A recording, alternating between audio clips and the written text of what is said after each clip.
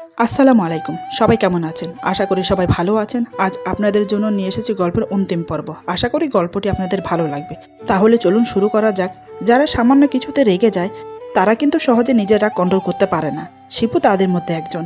কিন্তু এবারের রাগ আমার উপর নয়, নিজের উপর প্রয়োগ করলো। আমাকে কিছু না বুঝতে দিয়ে ধীর পায়ে দরজার দিকে এগিয়ে যায়। দরজা খোলার শব্দ শুনতে পেলাম। মনে মনে ভাবছি হয়তো চলে যাচ্ছে, তাই আর ফিরে তাকানোর প্রয়োজন বোধ মনে করলাম না। এদিকে শিপু দরজা খুলে দরজা চিপে হাত গলিয়ে দেয়। তারপর একবার, দুবার, এভাবে তিনবার জোরে চাপ দেয়। শিপু ব্যথায় কষ্টে কুকিয়ে ওঠে। আমি ফিরে তাকিয়ে দেখে চোখ বড় বড় করে তাকিয়ে আছি। এদিকে শিপুর হাত থেকে অনর্গল রক্ত ঝরে পড়েছে। আমি দেখে চমকে উঠে ছুটে গিয়ে ধরার চেষ্টা করি, কিন্তু শিপু হাত সরিয়ে নেয়। আমি বললাম, রক্ত ঝরছে, আমি দেখি। শিপু হাত ঝেড়ে বলে, ও কিছু না, পরে ঠিক হয়ে যাবে। এই বলে সোফায় বসে পড়ে। শত্রু হলেও একসময় আমি ওকে ভালোবেসেছি। ভালোবাসি বলতে এমন নয় যে আমি এখন ওকে ভালোবাসি না। যেমন ভালোবাসি তেমন ঘৃণা করি। কিন্তু এখন এই পরিস্থিতিতে ঘৃণার চেয়ে মায়া হচ্ছে বেশি। মানছি ও আমাকে মেরেছে ঘণ্টাখানেক হয়নি, তারপরও মায়া হচ্ছে। মেয়েজাত মনে হয় এমনই হয়। শত অত্যাচারের পরেও ভালোবাসার মানুষের কিছু হতে দেখলে নিজেকে ধরে রাখতে পারে না। আমিও পারলাম না। আমি ওর কাছে গিয়ে দাঁড়িয়ে বললাম, এমন করলে কেন? কী প্রমাণ করতে চাইছো? শিপু আমার দিকে তাকিয়ে আছে। তারপর চোখ বন্ধ করে নেয়। আমি কিছু না বলে ওর হাত ধরে রক্ত পুষতে যাব, ঠিক আগের মতো হাত সরিয়ে নেয়। আমি বললাম, এমন করছো কেন? হাতে ব্যান্ডেজ করতে দাও। শিপু বলে, না লাগবে না। আমি বললাম, লাগবে না বললেই হলো? আমি আন্টিকে বলছি ডাক্তার ডাকতে। শিপু বলে, একদম না। হাত বেশি কাটা যায়নি, একটু পরে রক্ত পড়া বন্ধ হয়ে যাবে, তুমি শান্ত হয়ে বসো। আমি বললাম, তোমাকে এই অবস্থায় রেখে আমি কি করে শান্তিতে বসি বলো তো? না না, অনেক হয়েছে, তুমি চুপ করে শুয়ে থাকো, আমি হাত ব্যান্ডেজ করে দিচ্ছি। শিপু বলে, ব্যান্ডেজ করবে, তার আগে কথা দিতে হবে। আমি বললাম, কি কথা? শিপু বলে, ব্যান্ডেজ করার পর তোমার ক্ষতস্থানে ক্রিম লাগাতে দেবে। আমি বললাম, ও নিয়ে চিন্তা করতে হবে না, আমি নিজে লাগিয়ে নেব। শিপু বলে, এটা হচ্ছে না, আমি নিজের হাতে লাগিয়ে দেব। কথা দিচ্ছি ব্যথা দেব না। একবার ভুল করেছি, দুইবার ভুল করেছি, তিনবারের সময় আর ভুল করব না, কথা দিচ্ছি। প্লিজ না করো না। আমি ওকে কি করে বোঝাই কেন আমি ওকে ক্রিম লাগাতে দিচ্ছি না? আমার যে লজ্জা করছে। পুরো পিঠ একজন পুরুষের সামনে বিবস্ত্র হয়ে থাকবে, এটা যে কতটা লজ্জার, কি করে বোঝাই ওকে? প্রেম করার সময়ও এতটা ফ্রি হয়নি। বিয়ের পর তো শুধু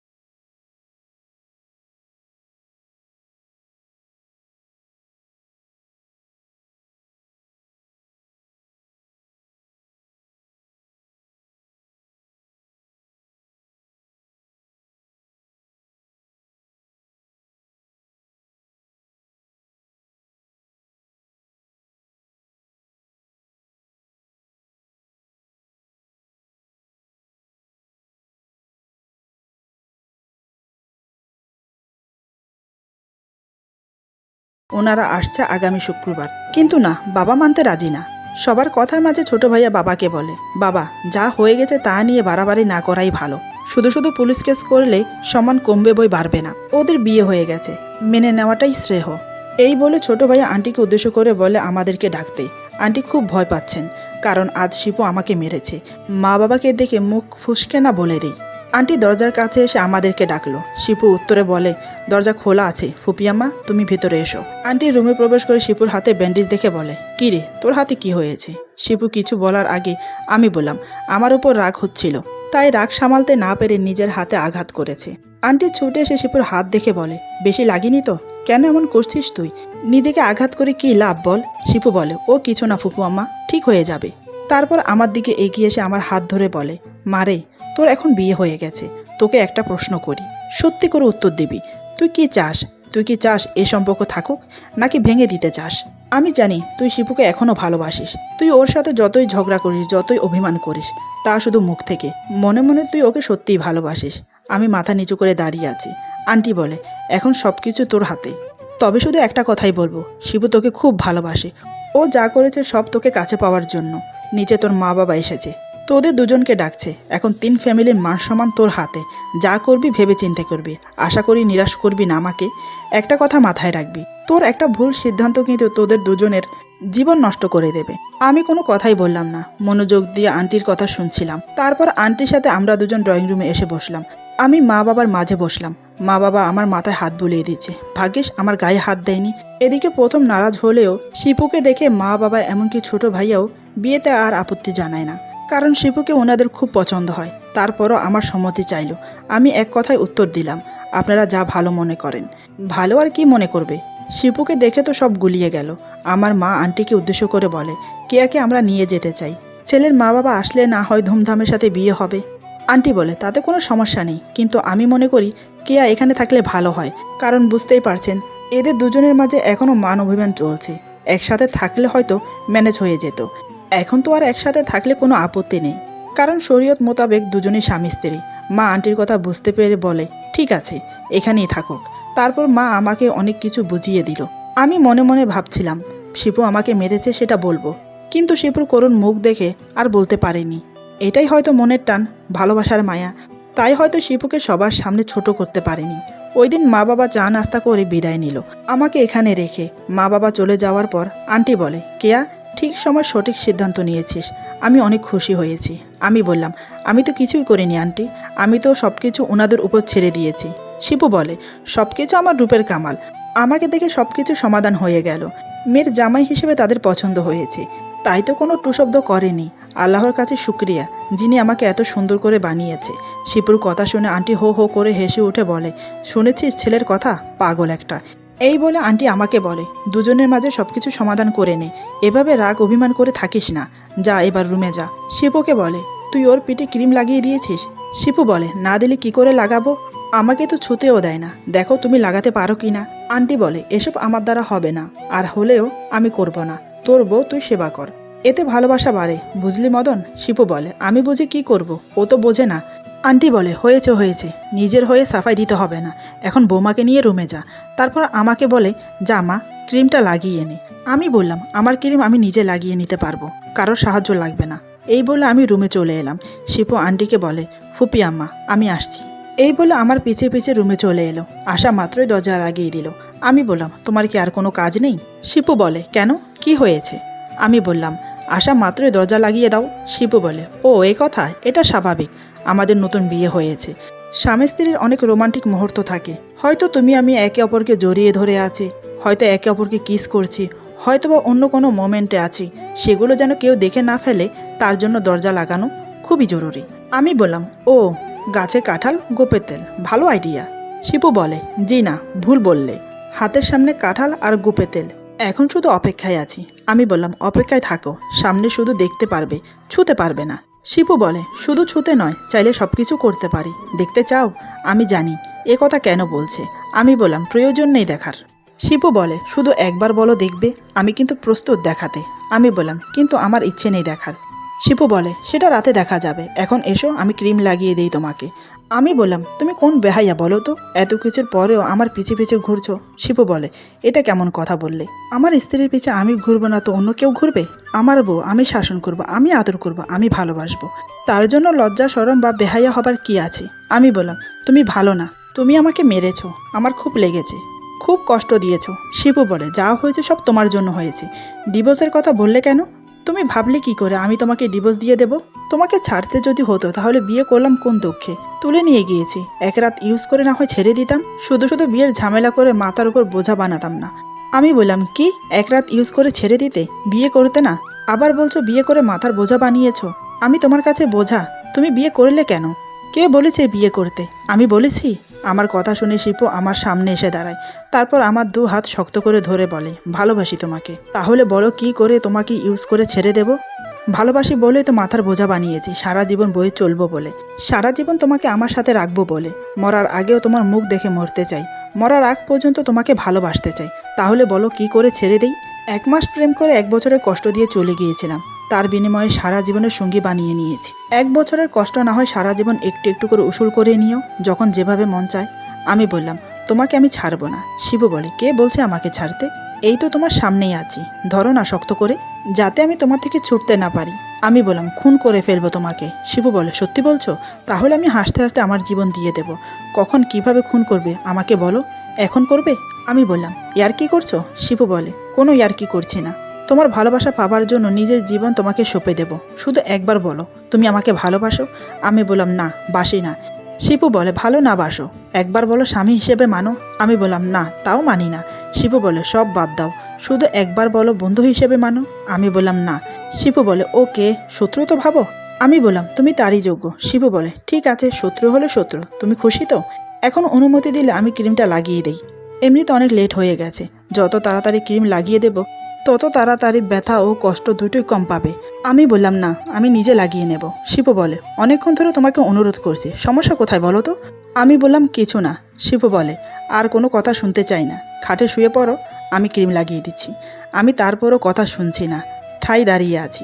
শিপু আমাকে জোর করে টেনে নিয়ে গিয়ে খাটে বসিয়ে দেয়, তারপর আমার শাড়ির আঁচল সরিয়ে দিতে চাইলেই আমি বললাম, ক্রিম না লাগালেই নয়?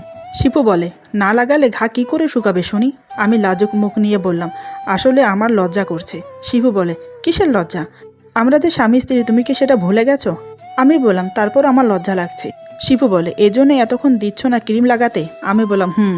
শিপু বলে, আমি আরও মনে করেছিলাম অভিমান করে তুমি দিচ্ছ না, এখন দেখছি তার উল্টো। এই ডিজিটাল যুগে মেয়ে হয়ে তুমি লজ্জা পাও স্বামীর কাছে? এটা কোনো কথা? জাস্ট তুমি ভেবে দেখো, স্বামী স্ত্রী হয় বন্ধু, সেখানে লজ্জা কিসের? তুমি একটা কাজ করো, চোখ বন্ধ করে রাখো, তাহলে আর লজ্জা লাগবে না। আমি বললাম, আমি চোখ বন্ধ করব মানে? আমি চোখ বন্ধ করে ফায়দা কি? চোখ তো তোমার বন্ধ করা উচিত, তুমি চোখ বন্ধ করো। শিপু বলে, আরে আমি চোখ বন্ধ করলে বুঝবো কি করে ক্রিম কোথায় লাগাচ্ছি? আমি বললাম, তাহলে থাক, লাগাতে হবে না। শিপু বলে, আচ্ছা, সামান্য ক্রিম লাগাতে চাইছি বলে লজ্জা পাচ্ছ? রাতে যখন এক বিছানায় দুজন থাকবো, তাও আবার একে অপরকে জড়িয়ে, তখন লজ্জা লাগবে না? রাতে যখন শারীরিক মিলন করব, তখন লজ্জা লাগবে না? আমি বললাম, আমার এই অবস্থার মাঝে তুমি এইসব করার চিন্তা করো? শিপু বলে, আরে আমি তো উদাহরণ দিচ্ছিলাম মাত্র, করলাম কই? আগে তুমি সুস্থ হও, তারপর দেখা যাবে। এখন প্লিজ এমনটা করো না, আমাকে আমার কাজ করতে দাও। এখন চুপ করে বসো। আমি আর বাধা দিলাম না, কারণ রেগে গেলে আবার কি করে বসে ঠিক নেই। আমি চোখ বন্ধ করে বসে রইলাম। শিবু শাড়ির আঁচল সরিয়ে দিয়ে ক্রিম লাগাতে থাকে। ওর ছোঁয়া যেমন শরীরে শিহরণ জাগায়, ঠিক তেমনি ক্ষতস্থানে ব্যথা পাচ্ছি। শিবু বলে, ব্যথা পাচ্ছ? আমি মাথা নেড়ে বললাম, হুম। শিবু বলে, একটু কষ্ট করো, দেখবে ঠিক হয়ে যাবে।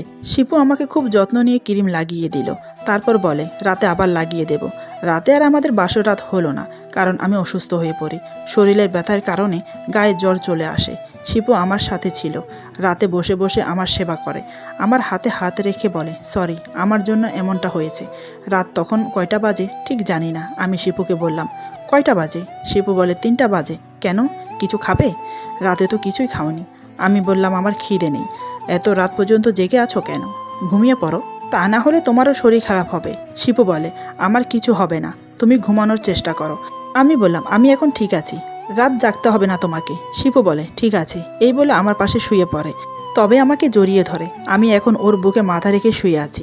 শিপু বলে, কোনো সমস্যা হলে আমাকে ডেকো। আমি কিছু না বলে চুপ করে আছি, কারণ আমার কারো সাহারার প্রয়োজন ছিল। আমি অসুস্থ হলে নিজেকে খুব অসহায় মনে করি। বাড়িতে থাকলে মায়ের বুকে মাথা রেখে ঘুমাতাম সারা রাত, এখন শিপুর বুকে শুয়ে আছি। এইসব ভাবতে ভাবতে কখন যে ঘুমিয়ে পড়ি জানি না। সকালে ঘুম ভাঙলো একটু দেরি করে, উঠে দেখে এখনও আমি শিপুর বুকে শুয়ে আছি। মনে মনে হাসি পেল, হাসি পাওয়ারই কথা। হাত পা আমার উপর তুলে দিয়ে ঘুমাচ্ছে। আমি ধীরে ধীরে সরিয়ে দিলাম, তাতেই ওর ঘুম ভেঙে গেল। আমি জেগে গেছি দেখে বলে, তুমি উঠে পড়েছ, কেমন ফিল করছো এখন? আমি বললাম, হাত পাগুলো সরালে হয়তো একটু ভালো ফিল করতাম। এই কথা শুনে পা সরিয়ে বলে, সরি, ঘুমের মাঝে হয়তো চলে গিয়েছিল। আমি তখনও ওর বুকের মাঝে। একে অপরের মুখের গরম নিঃশ্বাস দুজনের মুখেই পড়ছে, তাতে করে উত্তেজনার প্রবল স্রোত বইছে দুজনার মাঝে। শিপুর দু চোখ লোভনীয়ভাবে তাকিয়ে আছে আমার দিকে, যেন কিছু চাইছে ওই দুই চোখ। দুজনেই তাকিয়ে আছি একে অপরের দিকে, চোখের পলক পড়ছে না। শিপু আমার কপালে কিস করে বলে, আই লাভ ইউ, সারা জীবন এভাবে থেকো আমার বুকে। এমন সময় দরজায় টোকা পড়ে। অনেক এসেছে আমাদেরকে ডাকতে নাস্তা খাবার জন্য। শিপু বলে, আসছি। এই বলে আমার কপালে আরেকটা কিস করে বলে, তুমি অসুস্থ, নিচে যাওয়ার কোনো প্রয়োজন নেই, আমি তোমার জন্য নাস্তা নিয়ে আসছি উপরে, তুমি ফ্রেশ হয়ে নাও। এই বলে ফ্রেশ হয়ে নিচে চলে গেল নাস্তা করতে। নিজে করে আমার জন্য নিয়ে আসে, তারপর আমাকে নিজের হাতে খাইয়ে দেয়। প্রথমে এক বিছানায় থাকতে আমার একটু সংকোচ হতো। সংকোচ বলতে লজ্জাই লাগতো। যে ছেলে এত কিছু করে ফেলেছে তার সাথে এক বিছানায় থাকা বাধ্যতামূলক নয় কি? হ্যাঁ, বাধ্যতামূলক। কারণ ভালোবাসার কাছে পাহাড় সমান অপরাধ হলেও সব কিছু তুচ্ছ। যাকে একবার মন থেকে ভালোবেসেছি, শত অন্যায়ের পরেও তার পিছু ছাড়া যায় না। যে যত অবহেলাই করুক, তারপরও তাকে পাওয়ার আশায় স্বপ্ন দেখি। সে চলে গেলেও বারবার তার কাছে ফিরে যাই তাকে পাওয়ার আশায়। এরই নাম ভালোবাসা। আমিও শিবুকে মন থেকে ভালোবেসেছি, তাই বেশিক্ষণ রাগ ধরে থাকতে পারলাম না। বাধ্য হলাম সব কিছু মিটিয়ে নিতে। আমি সুস্থ হতে হতে 4 দিন লেগে গেল। এদিকে শিপু ব্যাকুল হয়ে আছে আমাকে কাছে পাওয়ার জন্য। এক বিছানায় থেকে কিছু করতে পারছে না দেখে মন মানসিকতা খুবই খারাপ। তাই আজ আমাকে সুস্থ দেখে বলে, তুমি তো সুস্থ তাই না? আমি বললাম, হ্যাঁ, কেন? শিপু বলে, বলছিলাম কি, মানে। আমি বললাম, কি বলো, এত আমতামতা করছো কেন? শিপু ছুটে এসে আমার হাত ধরে বলে, মানে বলছিলাম কি, দিনে যেমন তেমন, রাতে আমার খুব কষ্ট হয়। এক বিছানায় দুজন পাশাপাশি থাকি, অথচ তোমাকে একটু ভালোবাসতে পারি না। আদর করতে ইচ্ছে করে, তোমাকে বুকের মাঝে লুকিয়ে রেখে ভালোবাসতে ইচ্ছে করে। বলছি কি, আজ দেবে? আমি বললাম, এ কেমন কথা বলছো তুমি? সারা রাত তো হাত পা তুলে দিয়ে আমাকে শক্ত করে জড়িয়ে ধরে ঘুমাও, যার কারণে আমি একটু নড়তেও পারি না। কোল বালিশও মনে হয় কেউ এমন করে জড়িয়ে ধরে না, তুমি যেমন করে ধরো। বিয়ে হওয়ার পর থেকে তুমি এমন করে আমাকে জড়িয়ে ধরে ঘুমাচ্ছ। আর কি বাকি আছে দেবার? শিপু বলে, আরও অনেক কিছু আছে, সেগুলো চাই, দেবে? আমি বললাম, আমি কিছু জানি না। শিপু বলে, তোমার জানতে হবে না, তুমি শুধু বলো দেবে কি না। আমারটা আমি আদায় করে নিতে পারবো। আমি বললাম, সে কিভাবে আদায় করবে? শিপু বলে, সে না হয় রাতে তোমাকে দেখাবো, খুব সুন্দর করে সেজেগুজে তৈরি থেকো। এই বলে চলে গেল। আমি বললাম, পাগল নাকি? দেখতে দেখতে রাত হয়ে গেল। শিপু কথা মতো আমি হালকা সেজে রেডি হয়ে বসে আছি। কি দেখাবে বলেছে তাও জানি না। রাত 12টার দিকে শিপু রুমে আসে।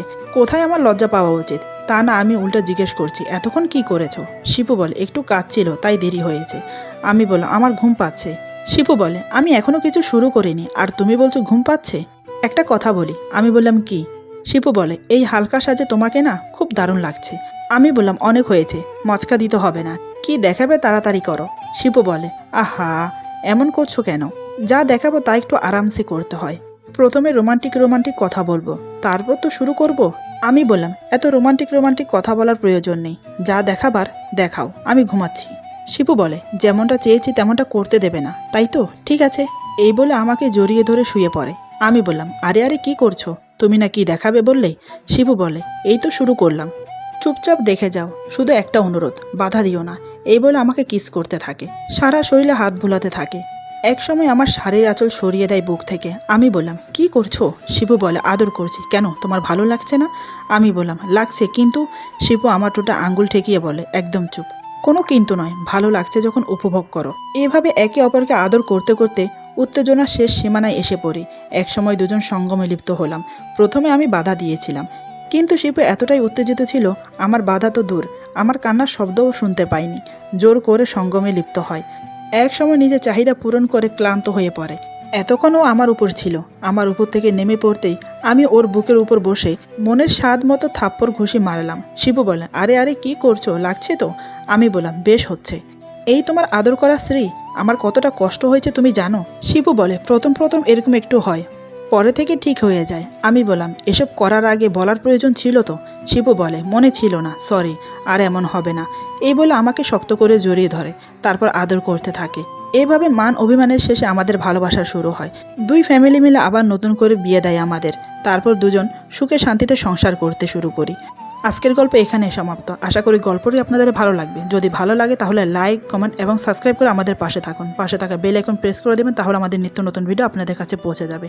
সবাই ভালো থাকবেন। আল্লাহ হাফেজ।